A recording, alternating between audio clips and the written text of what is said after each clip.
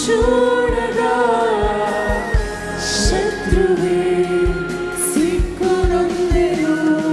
నీ ముఖ కాంతియే నా ధైర్యము, నీ ముఖ కాంతియే